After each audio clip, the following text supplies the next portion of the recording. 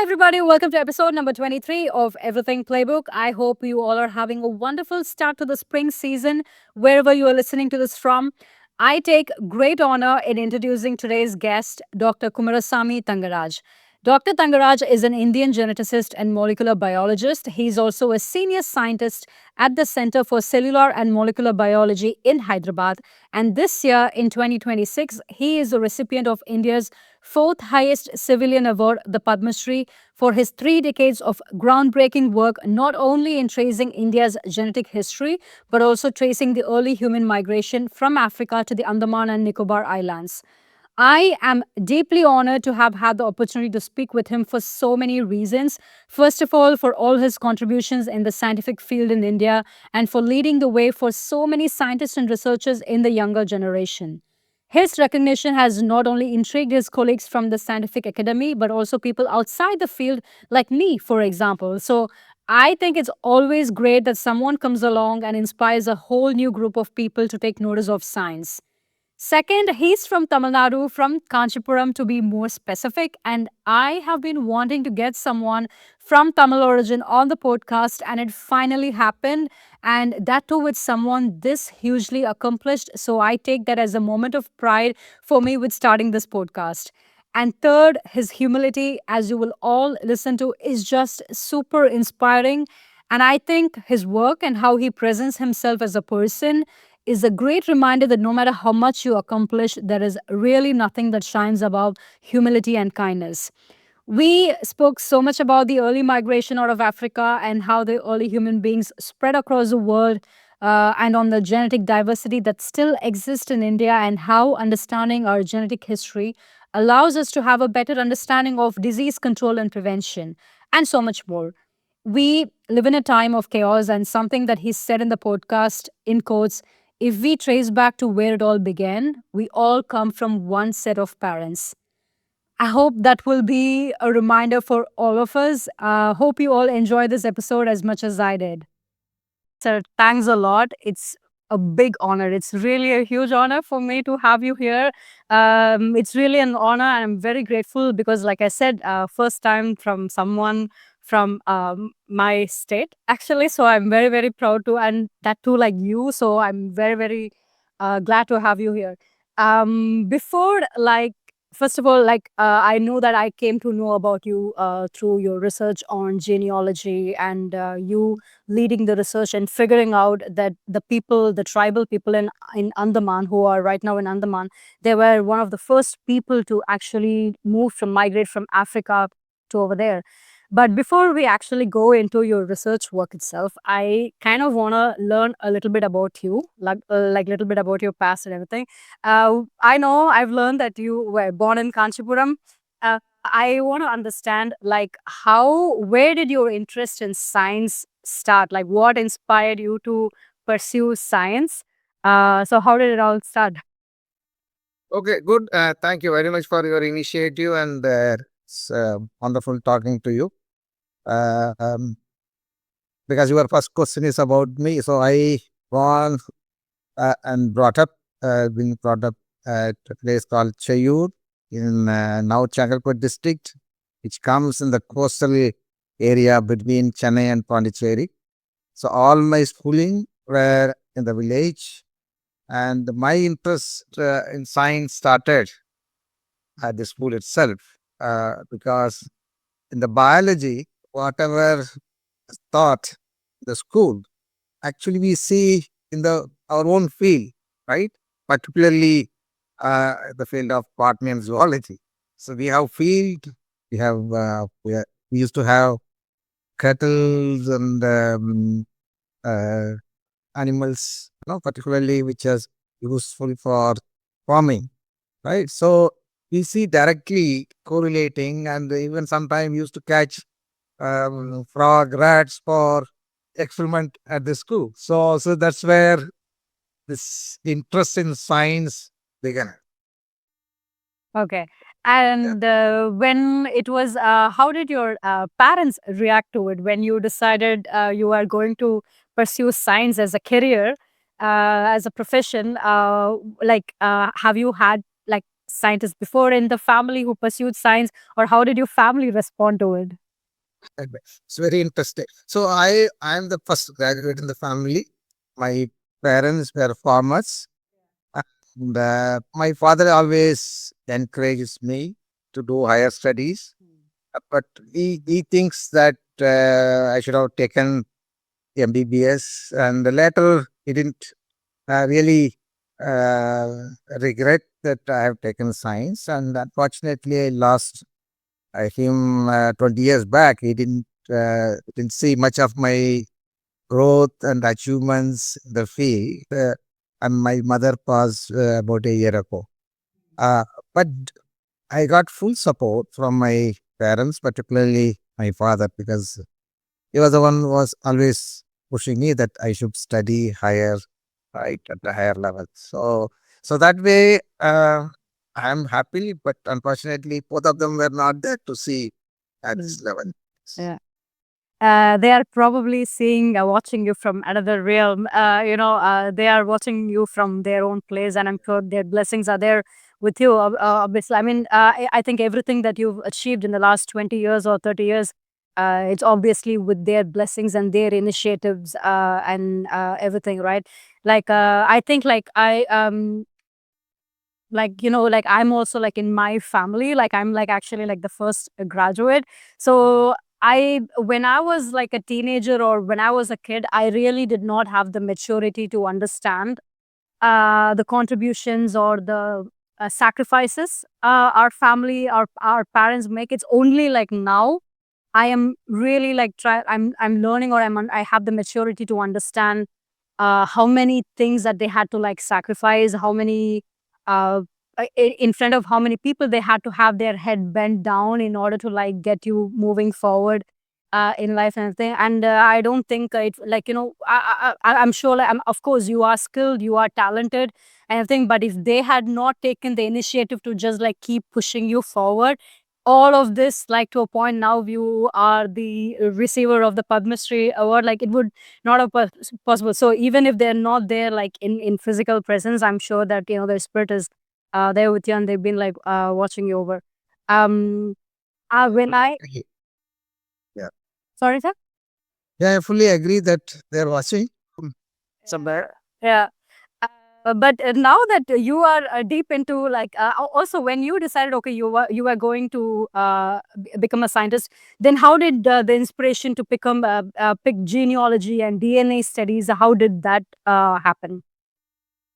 I had some amount of population genetics at my MPhil level, at although I changed my field at PhD. But when I joined CCMB, I had opportunity to take up population genetic study. Uh, because of that, I could actually expanded my study at multiple levels. So one of that is looking at the population history. Unlike many other countries, we have high level of population diversity. In fact, they have more than 4,635 anthropologically well-defined population groups. So nowhere in the world have such a huge diversity. So that's one the interesting point for me to take it further, because if you don't do anything here, nobody is going to come and do it from outside, because we have all the access. And of course, later stage, we had a collaboration with many other scientists around the world. But the initiative, which in fact, when I joined CCMB, Dr. Lalji Singh was my immediate mentor. So he gave me full freedom to take up research problems. Of course, later my wife gave full support that she has to take care of my family most often, and I spend most of the time in the laboratory. So that's the way it works. Somebody has to sacrifice to know others to get benefit. Yeah, thanks to your wife Yes. for giving you the freedom to go out and do your work and do your research. When I actually sat down to learn about your work and study your work, my favorite thing that I saw is a video of you. I think when you are entering the when you like after you've been announced that you won the Padma Shri award, and then you are actually getting inside the campus of the Center of Cellular and Molecular Biology in Hyderabad, and like all the students were putting flowers and garlands around you. That is actually my favorite video of you, or the favorite thing that I found of you, because it I like it so much because of what it signifies. Because I think globally and especially in India, we live in a culture where we are praising the celebrities and politicians, and we are just like going behind them, touching their feet, like as if they have done some life changing thing, as if they've made some sort of like a significant contribution to the society, or us as a species or our culture or something. But it's people like you who are really pushing like the needle forward. So it was very nice to see that you are being treated that way. I'm like, yeah, like you are like the kind of people, scientists, like doctors, like they are the ones who should be treated with such respect, and with putting flowers on them and garlands on them and stuff. So it was very nice to watch that video and see, you getting recognized like that by your students. Not actually a CCMB. It was at Banaras Indian University. There was a conference. So I went there, and it's surprise. Actually, I was going to the hall where the conference was supposed to be held, and it was a pleasant surprise that they made all these things. Yes. So that was really nice for me. With when I started to like sit down to study about your work, that was one of my favorite things that I found. Like, and you looking all like blushing, like with everyone putting flowers around you. So that was actually, I think, it was a nice moment that you getting recognized like when. Some of my commerce students was faculty there, and of course I used to go once in a while, and some of them come to CCMB for some work. So they knew about my work, and they're all very happy, super thrilled that I've been recognized with the Padma Shri. That's why when I went there, and they gave us all this, I don't know, surprising. Right. Now let's touch on a bit about like the actual research itself. So I have like a lot of questions around it. Please forgive me if I ask stupid questions around this topic. So one of the things that first thing that I want to ask is that, so based on the research that you've done in the last 20-30 years, we've figured out that the tribal people living in Andaman right now, they were the first modern humans who migrated from Africa, right? So my first question is that, where, so if I'm not wrong, this happened like 65 to 70,000 years ago. So when the whole modern humans from Africa, when they migrated to Andaman, was it the when they migrated, was it the first time that they left Africa and moved to Andaman first, and from Andaman they spread into other regions in that place, in the surrounding area, like to Australia or to like south of India, etc. Or simultaneously did the migration happen to Andaman, to the northern part of India, to the Middle East? So did it simultaneously happen, or did it first happen in Andaman and then from Andaman it spread across other places? Yeah, you are right. So the migration for the first time happened towards south from Africa, taking southern coastal route. They might have made attempt to go towards north, like Europe, and the climatic condition. Think about 80,000 years back. They might have faced some problem of fire. So they took southern coastal route, which is very convenient for them to walk through the coast and also travel through boat in the sea, and the environmental condition is very favoring for. In this process, they didn't go straight to Andaman Nicobar Island. Some stayed in southern part of India, and the present day South Indians can say they are part of that early migration, right? The forefathers of people from South. And some migrated towards Andaman and Nicobar Islands. Some of them stayed there in different islands, and some further migrated to Australia. I think now, genetically, if you analyze Australian Aboriginals, Andamanese, and South Indians, you can actually connect all of them with the genetics, right? So this is the first wave towards south. The second wave happened towards north, and there was a split. One group has gone to Europe, other group has come to northern part of India. That's the second wave of migration. And from there, again towards north, then towards east, and people reached to America later on, right? So the first one happened towards south, and the first out of Africa human is in India subcontinent. Wow.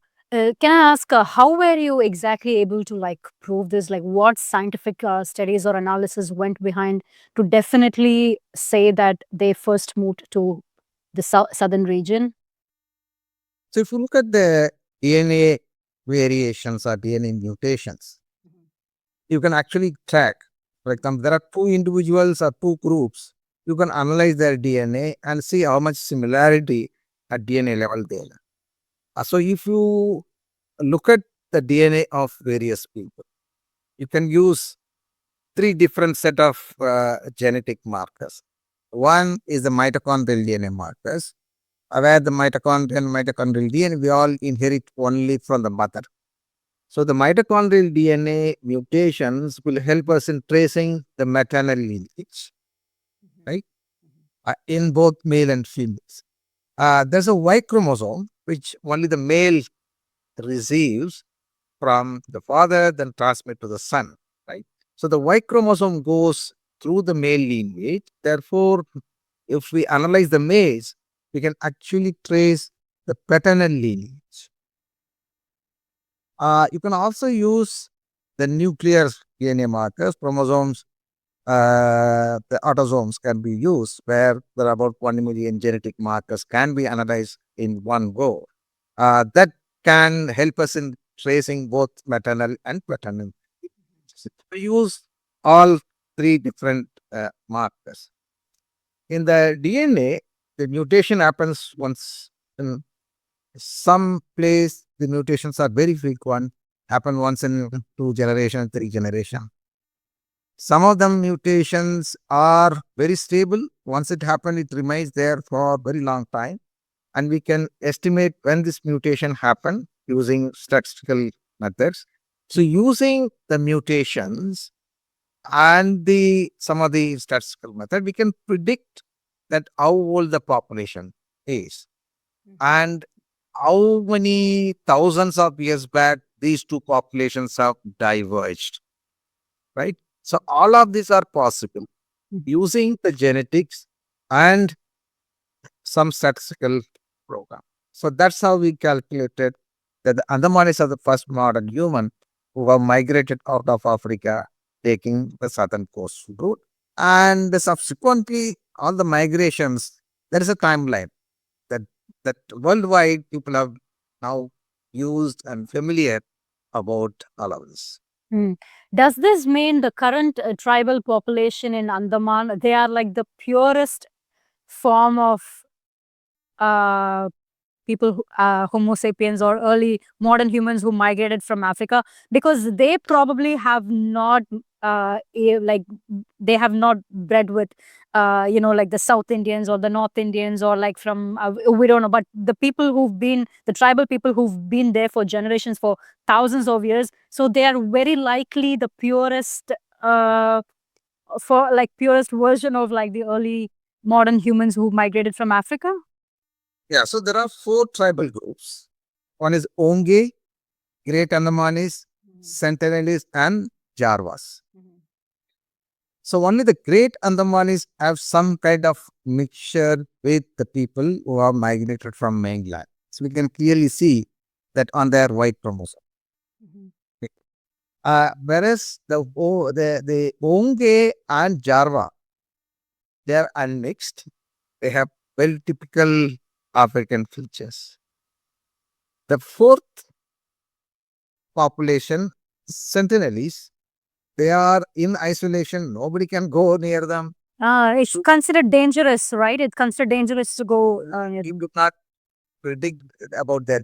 I think definitely they are one of the oldest. That means at least as of now, Onge and Jarwas are one of the two oldest population who have migrated out of Africa very first. The Australian Aboriginals are admixed. Right? Can't see the pure population. Right. And that's obviously we can see even with their phenotype. For example, because our genome, every time the father, mother contribute 50%, right? So if somebody with the pure the Andamanese kind of features, like very dark skin, curly hair, and so on, and for example, mother or father, marry with another population, which is, for example, having light skin color, straight hair, so on. You can see obviously because the child is going to have 50% of mother, 50% of father's genome. So you can see the mixing of features. So that's why even otherwise also every single family, we always see not typically like a father, not typically like a mother. So we have mixed phenotype. Similarly, every time when the population is mixing, you will see the mixing phenotype. That is the reason I told you first time that the people settled some group while migrating in southern part of India, some migrated. Why we don't see the typical features like the Andaman tribes or Africans? Is because we all mixed So we are all mixed.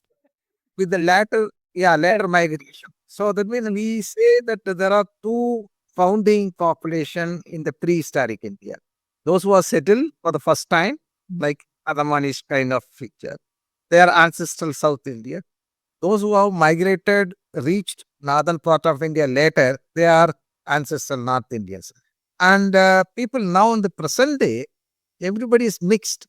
Some population might have 90% of ancestral South Indians, 10% of ancestral North Indian, and they will typically look like very dark skin color. There are population in Kerala which somewhat match their phenotype with the Andamanis. Right? On the other hand, if you go to extreme north, there are people with very light skin color, right? Typically look like Europeans. They have more of ancestral North Indian genome, very small proportion of ancestral South Indian genome. That you can actually, when we analyze their genome using various statistical method, we can see gradient of people, right? In the what we say the principal component analysis. Papers were shown clearly. So there's no distinct population unlike Andamanis. They are very distinct because they're not mixed with anybody, right? Very, very distinct. Whereas in mainland India, they're all mixed. Right.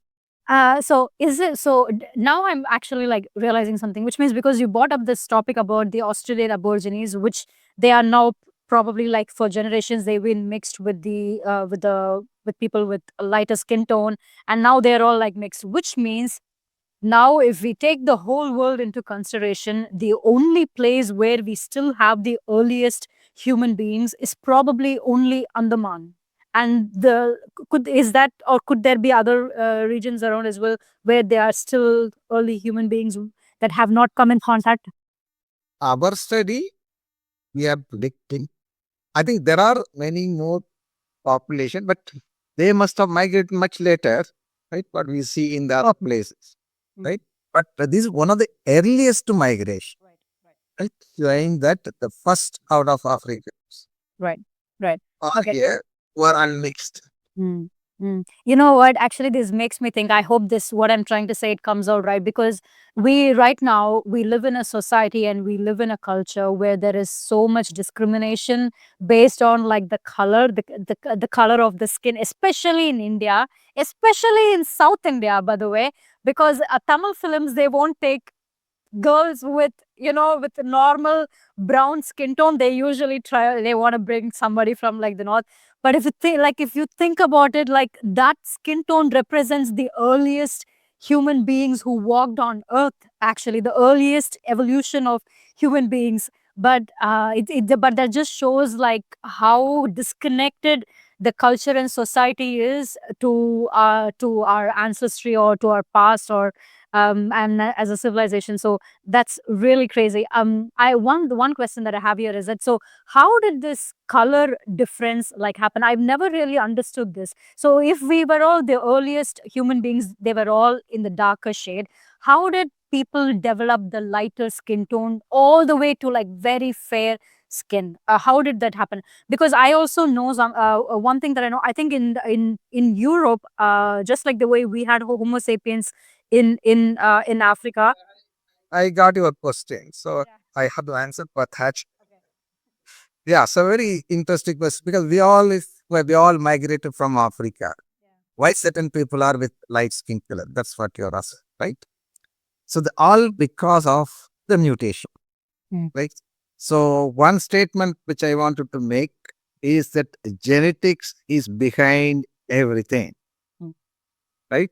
Including the skin color, including the disease, including the infectious disease, everything, right? So what happened when people started migration out of Africa uh, towards south? No issue because we have very bright sunlight with the dark skin color, melanin content, everything is fine. When the people started migrating towards north, particularly Europe, so what happened? Then even today, some countries, I think most of the time they don't see the sunlight, right? So sunlight is essential for vitamin D synthesis. If the sunlight is not there, they would have faced a lot of problem, right? Because we know that people living in the in the highly evolved society, we don't go to sun. We always sit in the AC, right? So those who have migrated towards north, particularly Europe, they must have faced some problem, health problem, because of the lack of vitamin D. So what happened? There's a mutation introduced in their genome, called a gene called SLC24A, SLC25A gene. There's a single mutation. When the mutation was introduced, then the skin color become lighter, the melanin content has reduced. So what happened when the skin color is lighter, melanin content is reduced, even with the very mild light. You don't have to see the sun, but even the cloudy condition with a very mild light, so they could be able to synthesis vitamin because the skin can transmit the light because the melanin content is very light. So that's how the light skin color started. If you see the evolution of that skin color, it is not very old. It's very recent. That is present in Europe, Middle East, in the northern part of India, but not in southern part of India. A single mutation. Mm. So that obviously explaining that the mutation generally what happens, it's a random. Mm. Sometimes because of the environmental influence. This is one example. There are multiples of that. For example, somebody is living in very malaria prone environment where the mosquitoes is very high, malarial parasite is very high, and people with a round shape RBC, so the malarial parasite will enter into that and cause the malaria, the circulation. Mm. But again, they must have faced most of them with the malaria and so on. Suddenly, there's a mutation, the gene, with a gene where, because of single base mutation, the red blood cell, instead of round shape, becomes sickle shape. Therefore, the malaria parasite could not enter there. And they are free from malaria, but it has its own impact. They have other problems. But with the sickle cell, people will not get malaria. Right? Because of the environmental influence. Okay. Wow. I did not know this at all. I thought like getting malaria depends on like where you travel to. Like for example, people like anybody, like you could be born from any part of the world, but if you go to a place where it's very heavily malaria prone, that you're very likely to get it. Somebody is going there with the normal, without the sickle cell, they'll get the malaria. But people living there for very long time, mostly the tribes who are there in a particular place, particularly in Orissa and some part of Chhattisgarh, they all with high frequency of sickle cell. The sickle cell is introduced, mutation is introduced because of high prevalence of malaria. So they don't face malarial problem, but they face problem because of the sickle cell. It has its own kind. Mm. Sir, okay, so the climate factor, depending on like where they migrated to and depending on the temperature, which is primarily the reason for the color diversity that we have going on. But we So also color diversity is because of the admixture. What proportion we admix with different people, right? So that's one example I always say is because of the admixture we have range of colors, right? We have extreme dark color if you go to south, extreme light color if you go to extreme north, right? So there are so many shades. It's all because of the admixture. Like take two paint using with the different proportion, right? Could have different shades. I was talking to my sister yesterday, and we were just like talking about like your work and your research, and we were telling like we wonder like if our ancestors or our great grandparents, did they mix with other people, from the north, east, west? Like, how did that affect our because I think a lot of people, like if we take for example Tamil Nadu as well, they're all obviously we're all mixed in some way or the like other, right? We're not like the purest, like they like what we have going on in Andaman. We are not exactly like the pure community. Like we are probably mixed with other Correct. from other regions. Yeah. Exactly. Yes. Yeah. So in speaking about the color diversity, so I think there is like definitive proof that Homo sapiens they actually mated with Denisovians, and they mated with Neanderthals, right? Do you think mating with them could have also led to the color diversity that we have, because they did not look like Homo sapiens, right? Neanderthals looks completely like different. They sort of look a little bit like much more. Obviously, like you said, probably depending on it could be because of the climate contribution as well. They have much more lighter skin. They have like much more. I was just reading they had much more bigger brains than Homo sapiens and everything. Do you think that could have also contributed? Probably yes, to the way that we have developed as modern human beings. No, I don't think so because the divergence of human and Neanderthal was 500,000 to 1 million years ago. Right? But if you look at Africans, after the Homo sapien evolved, all dark skin color. Okay. And we are all part of that. So that means our forefathers are dark in color. And because of the migration, there's a mutation introduced in the genome which made the skin color lighter and spread across the world. So we all the admixture between human and Neanderthals and human and Denisovan are well established. Even our own study shows at least we're all carrying up to 3% of Neanderthal gene, up 5% of Denisovan gene. But that is much before the Homo sapien evolved because that's about 1 million years we are talking about.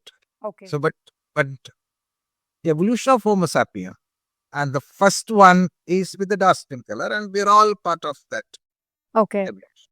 Okay. Then does this mean so? Okay, now I understand. So the chapter with Neanderthals and Denisovians happened probably with Homo erectus, maybe like basically before the Homo sapiens happened. So at the time. Neanderthals were the very closest species of sapien. That means the modern ego. Yeah. Before Homo erectus, or other Homo species. Okay. Okay. So does this mean at the time of when modern human beings were like moving, like, to Australia, to south of India, etc., there was no sign of Neanderthals or Denisovans at all? Were they long extinct before all this migration happened? No, there was no evidence of Neanderthals outside Europe. Even if you see the genome of Africans and people from worldwide, you don't see any individuals in Africa having Neanderthal gene, right? What? That means all those who have migrated out of Africa only has the Neanderthal gene. Mm. Similarly, Denisovan are even more restricted towards east, right? Uh, there's no contribution of Denisovan in the western side. Mm. Mm-hmm. Okay. Now talking about, like, you were writing about ANI, ancient North Indians and ancient South Indians.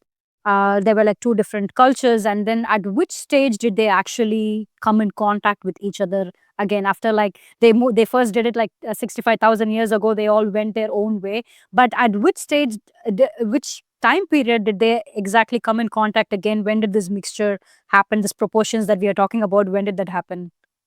Yeah, so we predicted that the ancestral South Indian and ancestral North Indians have migrated. The ancestral South Indian probably migrated towards north.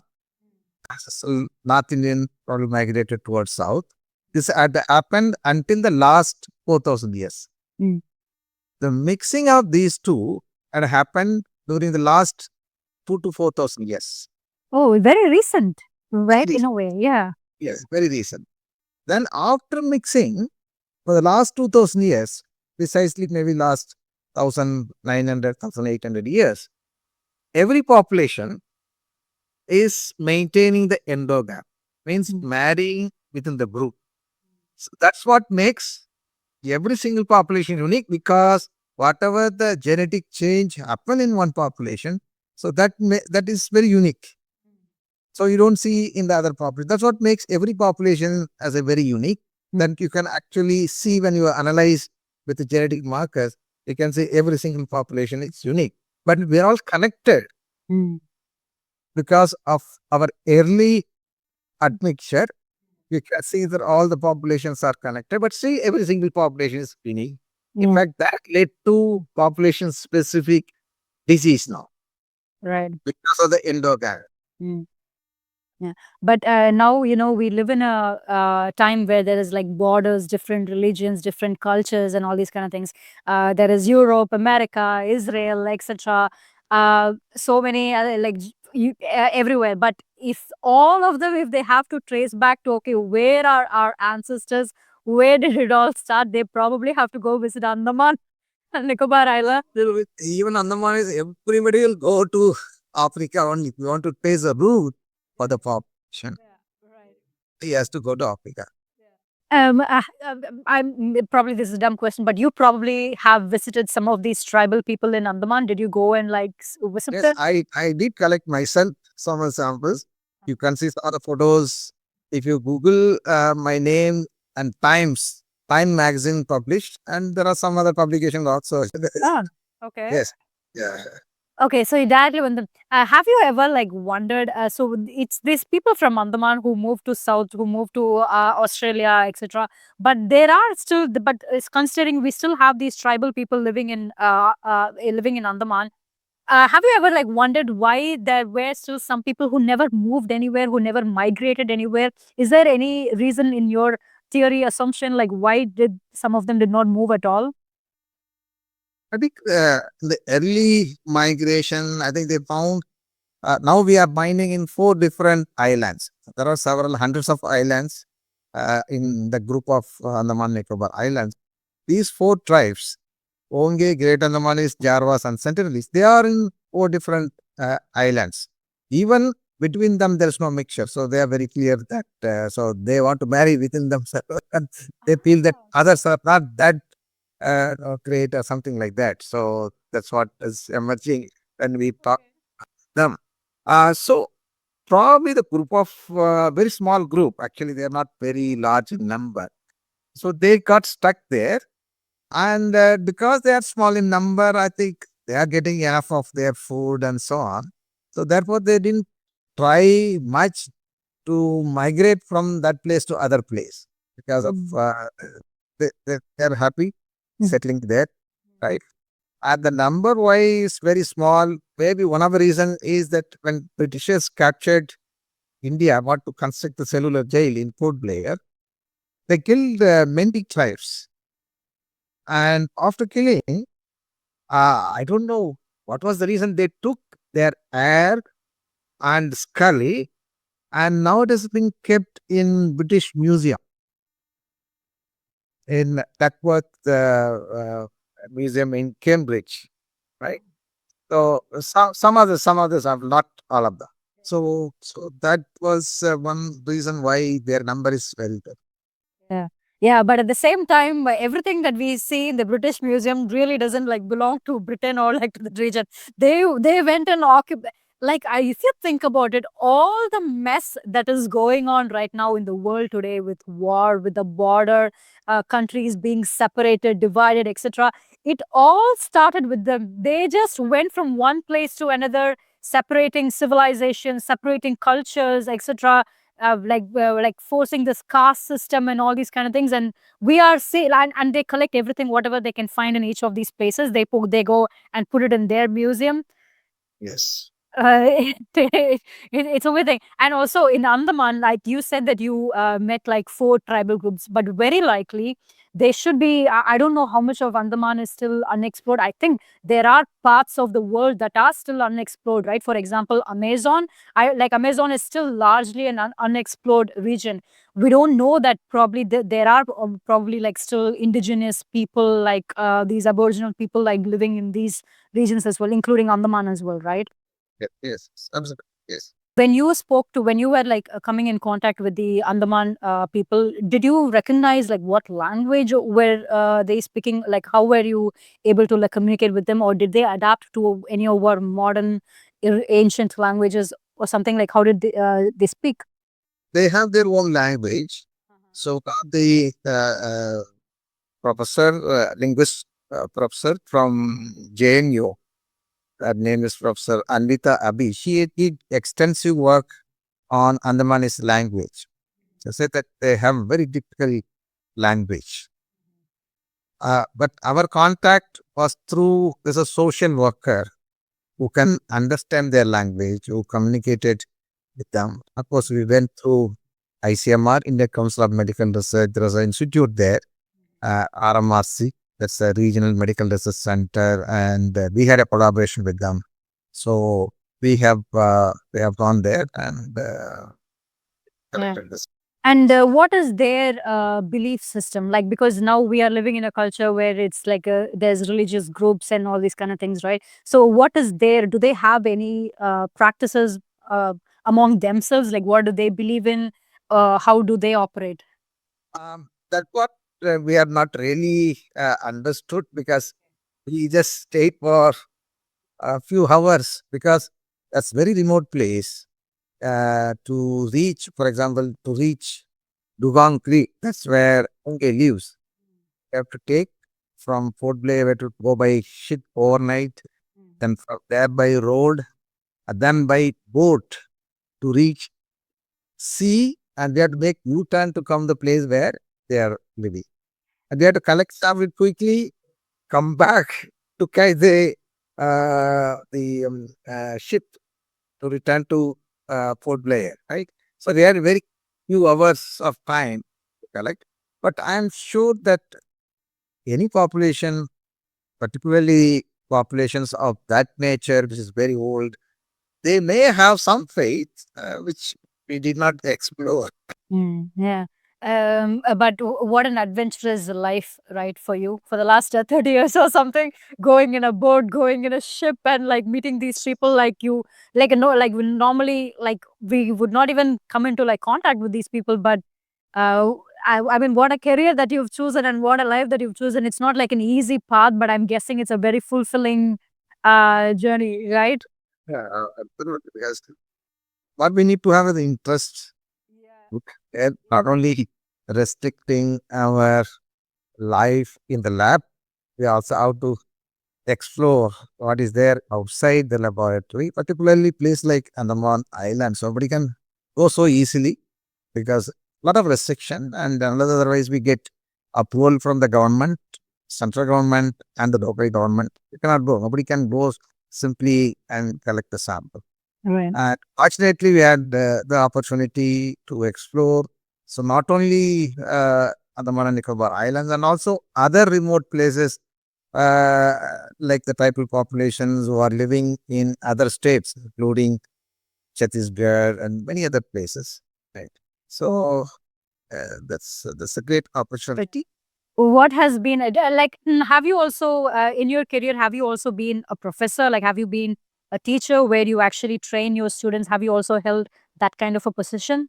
Have like what has been like the feedback, or like how have your students like received now your now like first of all, like one thing that I'm sure that probably, I don't know if you find it surprising, is that usually when news like this comes out, it gets contained within a scientific community. Like, yeah, Mr. Tyagarajan, he made all these kind of discoveries, and he did this kind of research, and then it's kept within the scientific community. It's kept within a box. But one good thing I see about like how in the present culture is that a lot of people outside of the scientific community are actually very interested in it. Like for example, like me, like growing up, I hated science, but now, like as a grown up, but that is also probably because I did not have the kind of teachers who really had that. I did not see the passion in themselves. But when I was actually researching about you, I was like thinking, wow, how lucky your students must be, because they obviously can see the way that you communicate, or the way that you are involved in the research. They probably see how passionate you are, and that would inspire like the next generation and the next generation, and everything, right? That is why I keep telling, like, teachers like you are like super important, because you kind of like dictate, or you kind of like make way for, like, how science progresses in our country. How has the news been received by your students? How have they been taking it? Yes, it's very well. In fact, the one of the best way for us, myself and Dr. Lalji Singh, what we did was asking the student, those who are interested in coming and getting training from CCND, particularly in our own group, they can collect sample from the remote populations and tribes, come and work with us. And that's how we trained at least some 300-400 students, MS students, right? They used to come from very remote places where they don't have facility to do any kind of experiment. And when they come to CCMB, they're all very happy to spend a lot of time in the lab. That's how they were trained. I'm happy that most of them have received PhD and well settled, right? Yeah. And some of my students also have gone to some kind of remote places, collecting sample from Roopul and many other places, right? And they're also doing very well. So we train people from MSc. I also had a lot of PhD students. We trained in multiple ways, not only in population genetics. We also work on genetic aspects of various diseases, including neuromuscular diseases, cardiovascular diseases, infertility, and many more. I think it's one of the satisfaction that we could train the next generation. And I'm happy that some of my students who complete PhD, they all settled in good institute and continuing their research in different field. Right. So I'm really interested and happy that whatever the field I started, so every single field, now I have the next generation doing research in that particular. Yeah. And I'm also particularly very glad of the attention that you're getting, because like I said, if Vijay enters politics, there is immediately like a big news, oh, he's entered politics, and people just like run behind him. There is a movie release, they run behind him. Modi comes to Tamil Nadu, everybody runs behind him. But equally giving people like researchers like and scientists like you the attention, this is I hope like more people come in contact with your work, with people like you, because so that they kind of hopefully get moved towards this direction, because that is what is genuinely sincerely going to contribute to the development of the country, right? I remember like there are periods of time, like for example where we used to hear about APJ Abdul Kalam or Chandrasekhar, like the Nobel Prize winner Chandrasekhar. So we don't often even we don't often hear or discuss, like talk about these names. We don't it's not part of our regular conversation. But if you're really, as a civilization, as a country, if you're really serious about the development and growth of it, then you should have people like this in your regular conversation, at least in your, okay, what are they doing, what are they up to, like how is it contributing to our overall well-being, like and all these kind of things. So I'm really glad of like the attention that you're getting, and I hope like you like you just said, like the more people in the coming generation and the current generation follows your path as well. Probably for me it's too late, or I don't know, but I can ask questions and I can learn. One thing which I wanted to tell you is that I should give credit to the institute itself, because whatever we study, whatever we publish, and the institute we have science communication officer who translate that into simple way and publish in the local newspaper and channel and so on. Therefore, the public had an opportunity to read that's what's happening in scientific laboratory.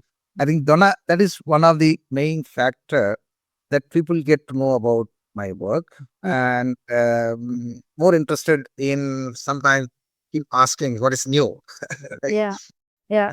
I will also ask you what is new, but before that, I want to ask one question. So, how do you feel about overall the funding or the attention that is given to scientific research in our country? Do you think things are progressing in the way that scientists like you would like, or do you think something is like slowing you guys down, or like how do you feel about it? Because there are like sometimes I read news, no, there isn't enough funding, because now everything is being politicized, right? North and south is being politicized. So any discovery that is being made in the south or north or anywhere, we are supposed to look at it with an open mind and be like approach it with from a scientific and logical lens.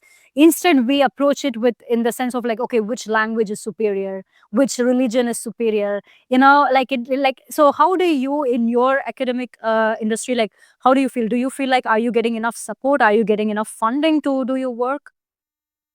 Obviously, if you see, so for the last few years, the funding has been very good, and one indication is that we have just completed sequencing of 10,000 individuals that's funded by Department of Biotechnology, which was not there earlier when the human genome was sequenced. We could not participate until very recently. So things are changing, and if you have big idea of what is necessary for the future, particularly for the public, for the medical community, and so on. So there is a good amount of fund is available. The only thing is there's a lot of competition because a lot of institutes have come now, and we have to convince the reviewer. And if the reviewer feels and the government feels that it's a very important project, particularly it's going to help the mankind somewhere or the other, I'm sure that the funds are available. Right. There's no problem of Okay. get- Okay. Very glad. Actually, so then the next thing that I have is that I don't know how much you are into this subject. I did briefly read it in one of your papers, but I don't know how much you're interested in the subject or something. But one question I have is about the creation of civilizations in India, primarily in the Indus Valley civilization. There is like a lot of talk about like, who were these people, what kind of a civilization they were, everything. To begin with, do we know, do you have an idea of like who they were? Where did they migrate from? How did such a civilization get started? Could you say something about that? Yeah, so we did some genetic study. In fact, in the place called Rockygiri in as a part of urban region. So there could be multiple evidence. So as a geneticist, we look at the genetic evidence, right? Based on one particular skeleton of a woman, we sequenced and identified that that particular skeleton is not very old, maybe 3000 BCE, Okay. right? And it consists of two different genome. One is uh, the Iranian hunter gatherer, Mm. and Andaman is other part, right? There's a combination of these two. It's surprising that we did not get Iranian farmer's DNA. This Iranian hunter gatherer. That means one can also infer that the agriculture must have started independently in India, right? It was thought that agriculture was brought by the Iranian farmer because there is a region called Fertile Crescent. That's where the agriculture started. So that they must have come a bit later, but that one particular sample is revealing this. But again, the conclusion is based on only one sample. If the archaeologists excavate and find more sample, there could be some surprise. Right? This is because genetic evidence of one sample suggests that this is the Hmm. Wait, did you actually visit the Indus Valley civilization itself? Because you said about a place, Rakagiri. Is it in near that area or where is it exactly? yeah, it's in the Rajasthan. This is a part of the Harappan civilization because the western part is the entire region. This is only one place where the excavation was done by archaeologists, identified one intact skeleton. If they get more sample, I think that would be more surprise. Mm. Have you personally like looked into or researched on the Indus Valley, Harappan, Mohenjo-daro that's actually in the present day Pakistan? Were there those people who created that civilization, who lived in that civilization, were they also like part from the Iranian side and part from Andaman? Were they also from there? So not much of genetic evidence has come from there. I'm sure because people have been excavating, particularly the archaeologists, they have been doing it. I'm sure they may be successful in identifying some skeleton. Yeah, And but you see that probably would be more information is coming about their genetics, yeah. about their origin, and many other things. Yeah, and it's actually like crazy how I feel like, because when we have actually found out a lot of information about the Mayan civilization or the Aztec civilization, like the people down in Andaman, how they are living, the North, South, Iran, Syria, etc., all these kind of things. But Indus Valley civilization still feels like a black hole. Like whatever text that was found, it has not been decoded yet. Nobody, there is, at least like there was this Egyptian cuneiform which allowed researchers to actually translate the Egyptian script. But that region, Indus Valley civilization, nobody knows what kind of culture did these people have, what language did they speak, what did this text mean. Till now we are in 2026 and that civilization is still like a black hole. But that's because it is a black hole that gives people in India a lot to fight about and argue about who lived there, which language lived there, which culture lived there, everything. As a as a scientist, how do you feel about? I don't know. Like, are you religious in some sense? Would you consider yourself religious? I'm not actually although born in Hindu family, but I feel every god is the same, right? Specifically, stick to one particular because it's all belief of people. Yeah. So If I believe something, others believe something else. So that's up to them. That's up to me. I think we should not talk much about that. This is the individual Yeah, uh, exactly. belief being followed generation after the generation. Right.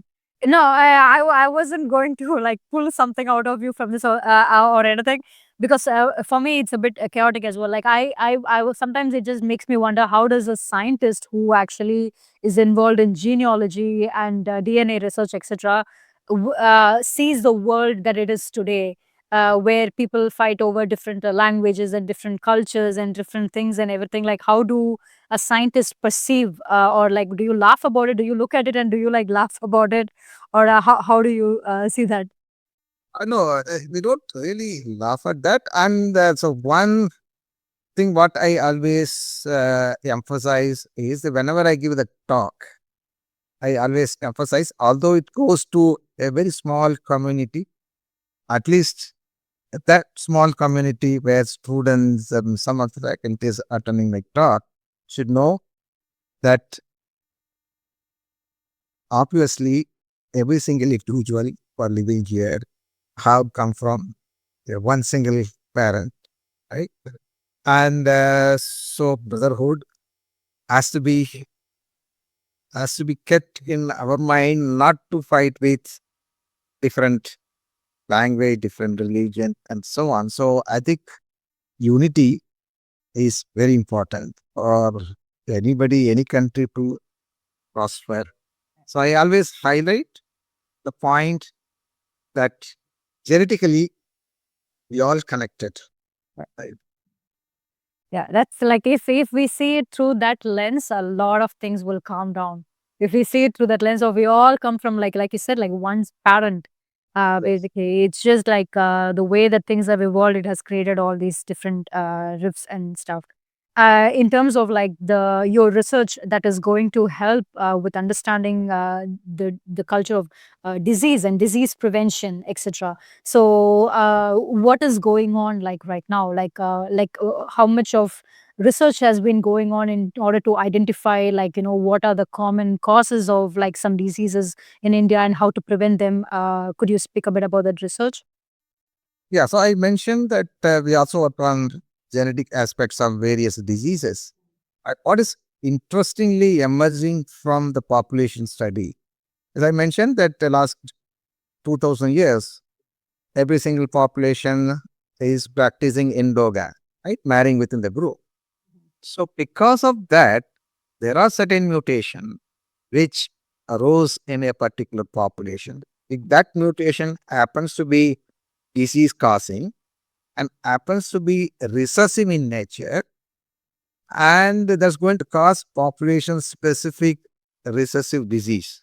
It means recessive mutation means that we have 46 chromosomes exist in 23 pairs. One set we receive from mother in the form of egg, one set from the father in the form of sperm. So after fertilization again become 46.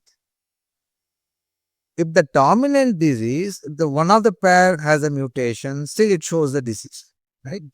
But in the recessive, if one chromosome is carrying the mutation, the pair of the other one is normal, it won't cause the disease, but the person is carrying the mutation. Right? Mm.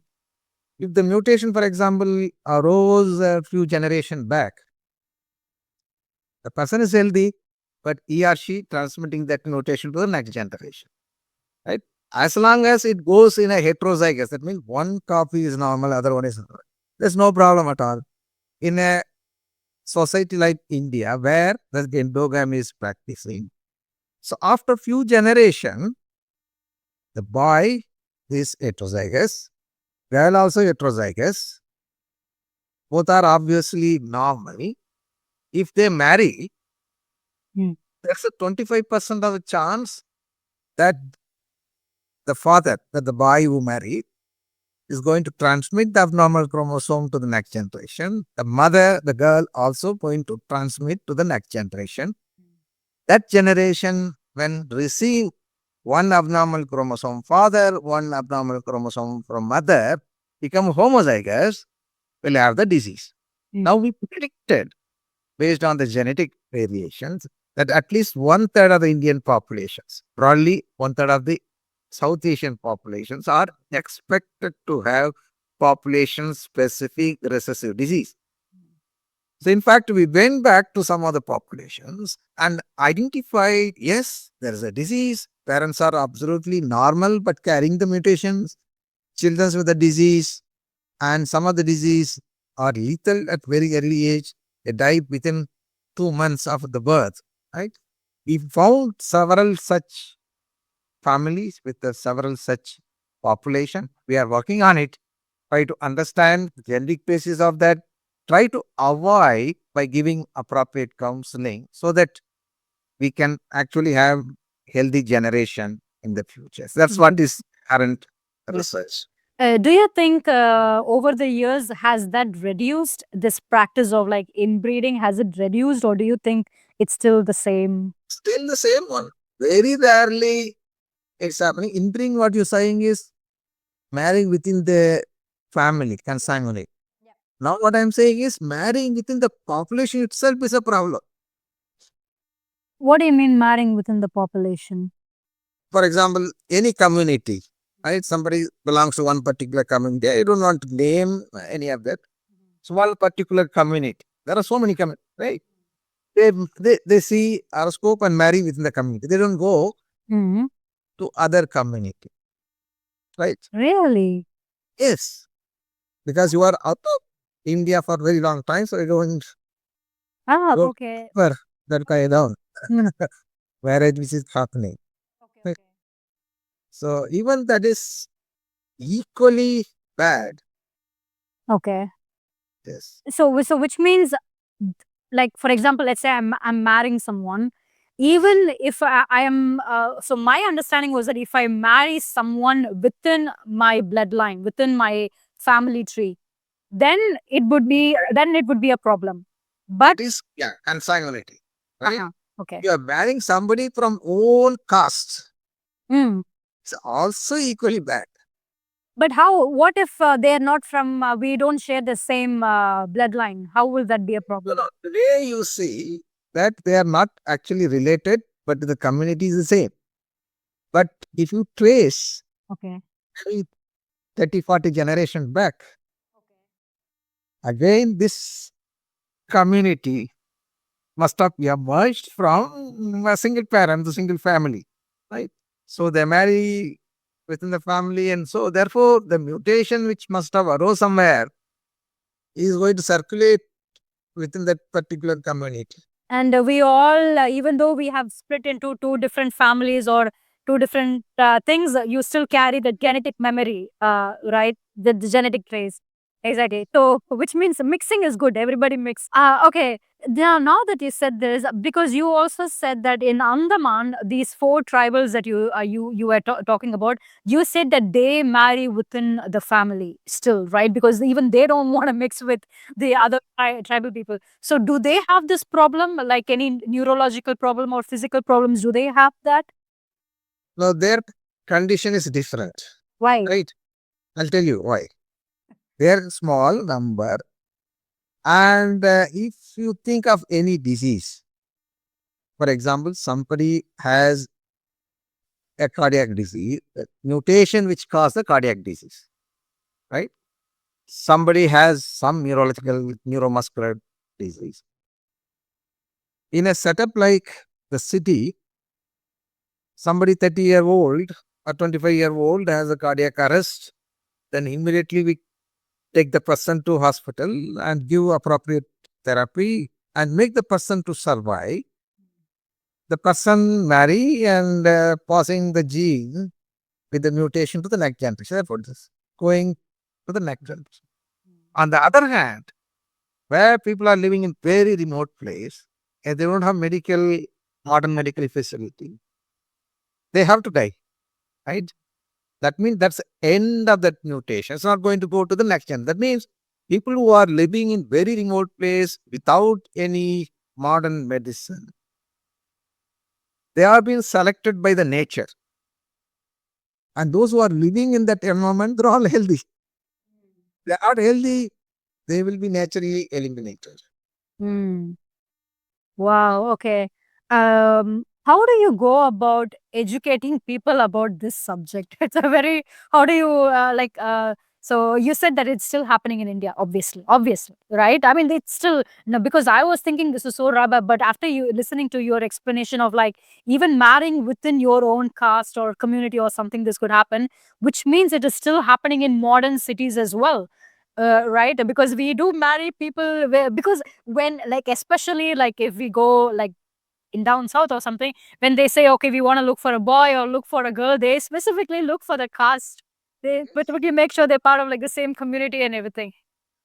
Well, and how do you go about like educating people about these subjects? So only way is educating through the medium, Ah, either print or the television medium. So I think if you look at some of the newspaper article, and we give appropriate content, and those who are interviewing the way you are interviewing. So we give that information and it's published in the newspaper. I can send you one of the big article about rare disease, which has all the information. So that's how it reaches to the people. right. I will first educate my parents and my grandparents. Convince with the background information which I provided you. Now, two are the reason things are not going to go smoothly in the family. But that's very interesting. Have you, when you talk about like Andaman, Nicobar Islands, these tribal people, because we are now so technologically advanced, scientifically advanced and stuff. But at the same time, and when we sort of like, I think we live in a culture, we sort of look down on them. They're like, they are still hunter gatherers, they are still tribal people and everything. Do you, in your studies, do you feel like they have a better adaptation to diseases and these things, or do we have better adaptations to diseases and stuff? So both are true. They are adapted to that environment, better suited multiple ways. Like they have worked hard, they have to catch the fish, they have ability to just use one stick, just throw and catch the fish, which we cannot do. So they adapted to survive in that environment. Mm. On the other hand, we have adapted differently, exposed to all kind of pathogens and so on, and like become lazy, not much of physical activities and so on. If we if you are taken from here and leave it in that kind of environment where we have to work hard to get the food and eat, we will face the problem, Right. right? On the other hand, if we bring them here, leave it in this environment where so much of pollution, so much of pathogen and so on, they will immediately get infection and that may cause very bad impact on their health. Right? Right. Both the ways true. Right. Okay. Have you heard of this geologist? He's an independent researcher, Randall Carlson. Mm. He actually has done a lot of research and studies on like ancient apocalypse, with the flood theory, etc., which kind of erased the civilization and started a new civilization. He has he has done a lot of amazing research on that topic, and he also always like tries to keep a warning us in general.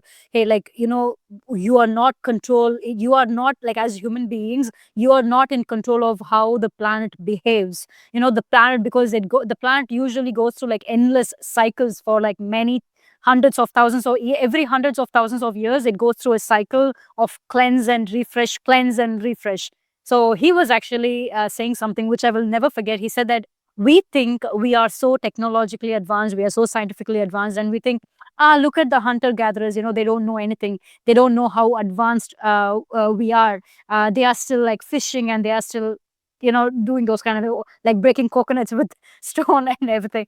But he was saying, when a time comes, let's say our earth goes through that phase of another apocalypse with a huge flood, or like a massive tsunami, earthquake, or like whatever, which threatens our entire ecosystem, which threatens our entire life globally, all over. The people who would be more adaptable to survive that situation would actually be the hunter gatherers, because they are And I've more. seen worse things in their life, because they have to face worst thing in their life, because it's not they're not as sophisticated as we, right?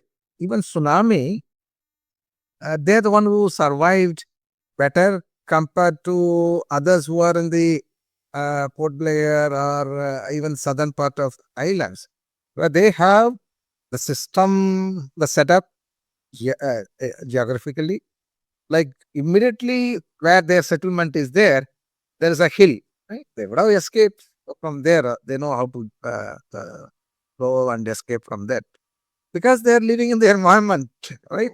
Everything is nature.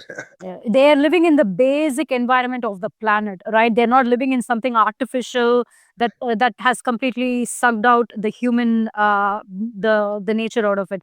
Like also, I think it sort of like looks like they have sort of like just like the way like now how we are connected to these mobile phones and going to a hotel or restaurant or something. They are still more connected to the trees, the plants. It's as if they have like a relationship with the nature around them. No, absolutely true. Because I also feel that whenever we have some kind of sophistication in the life, we forget our basics, right? So when you have motorcycle, then car, then flight, so we forget our about our walking, the basic thing which people use. Same way, we used to be very good in mathematics, right? We use the tables and the thing very frequently. When the calculator comes, I think we forget about our basic mathematics, right? So whenever there is something which gives very fast, quick answer, we forget about our basics. Right, right. And you're completely right. He was actually saying if we are really smart, when something goes wrong, with the planet cycle, if you're really smart, you would know, you would, you would learn to adapt with them. You would learn to follow them because they are the ones who are probably going to like, save your but they're the ones who are probably going to save your ass. So you should probably like follow them. No, like what you were saying. I saw this like like couple of years back when COVID happened.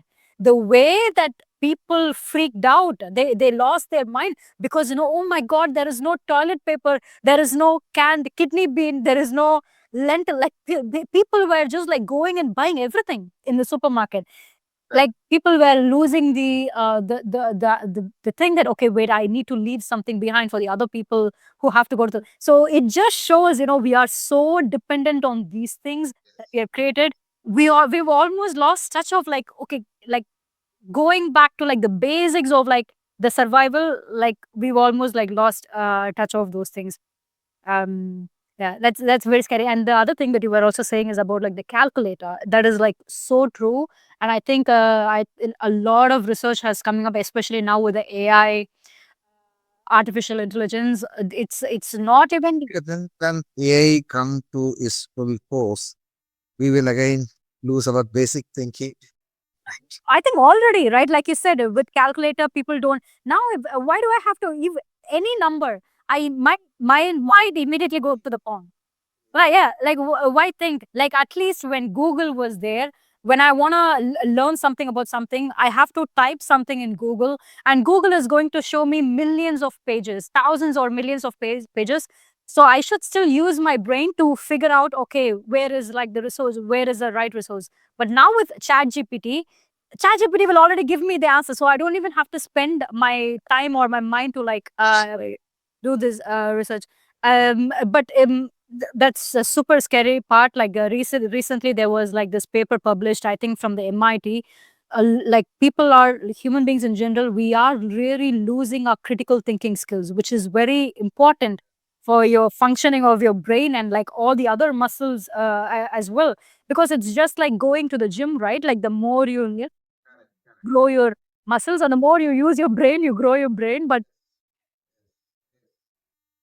it's kind but have you AI, even though there is like a lot of issues that we just like discussed about, is also in a way useful for research, I suppose, like a lot of scientific research and everything. Have you kind of like looked into it, or are your colleagues how like are you already exposed to that side of research work, or how do you practice it? Do you try to keep it very conservative? Not right now, but I think uh, we can't avoid AI when the data is very huge. So wherever we need to use it, we need to use it, right? When you have millions of bases to be compared, manually it's very difficult, right? So we need to use it.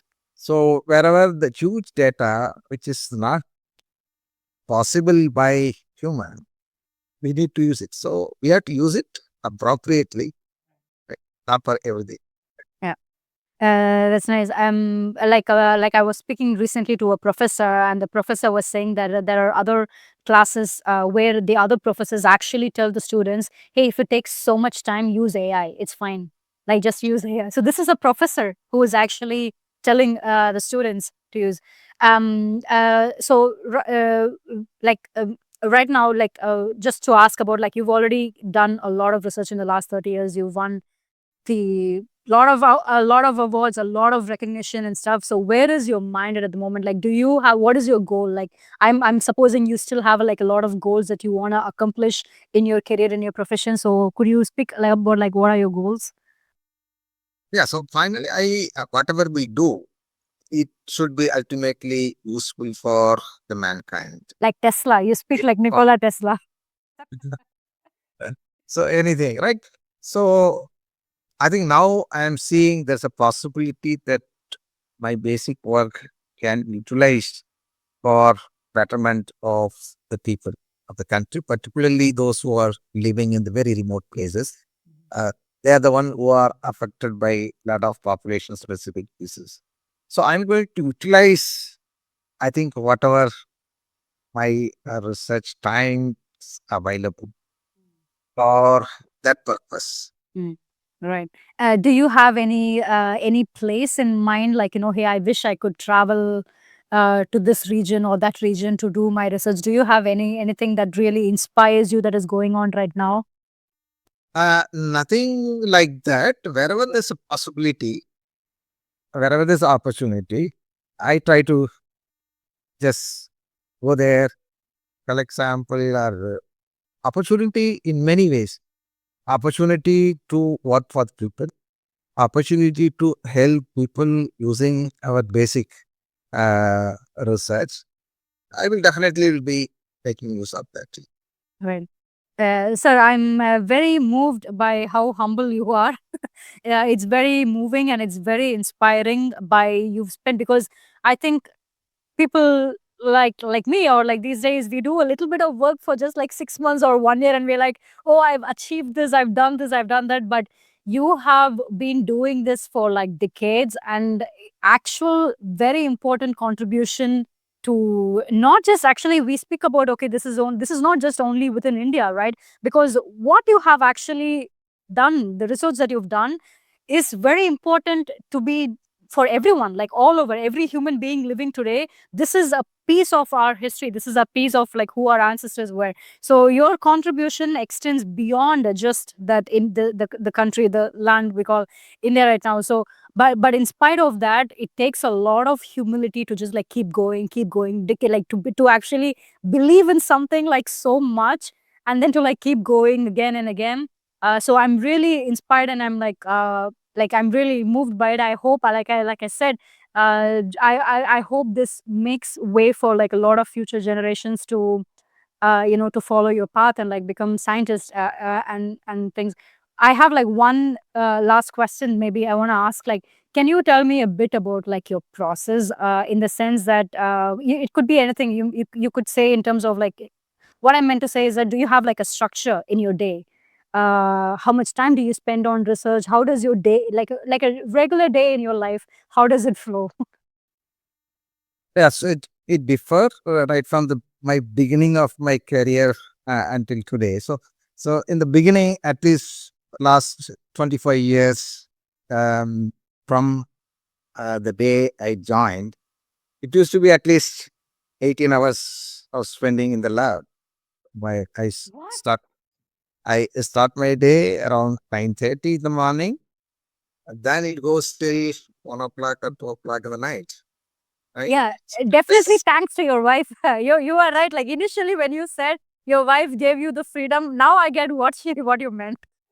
correct, right? So then gradually it has reduced.